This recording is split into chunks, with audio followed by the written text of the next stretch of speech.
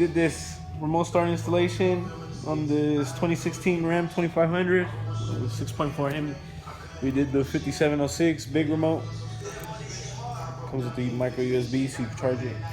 Let's go ahead and show y'all exactly what went on in here. So here's the module and the DB3 all packed together, so there's not much of a mess.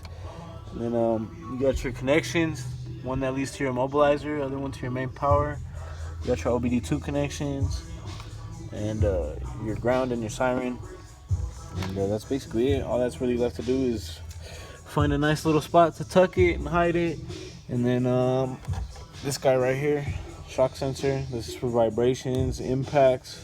But yeah, let's go ahead and do a demo.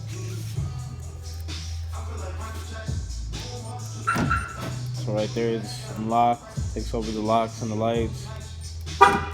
There it's locked. And then also if you're coming home late or something and you decide you don't want to make too much noise, you could hit level 1 and then lock, gives you the silent lock, and then you have your remote start.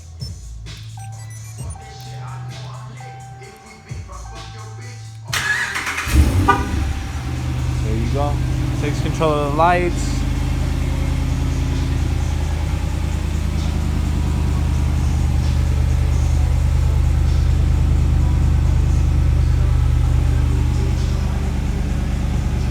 And one more thing, as an added safety, if the door's open, since I remote started it with the door already open, it doesn't really affect it right now, but if somebody were to try to open the door, it would go off and stuff. But as you can see, everything works just as it should.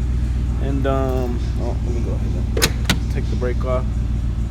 And then you also have somebody tries to steal it and goes to shift out of park, you push the brake. Let me see if I can demonstrate.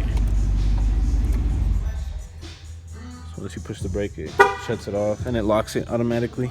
But that's all there is to it.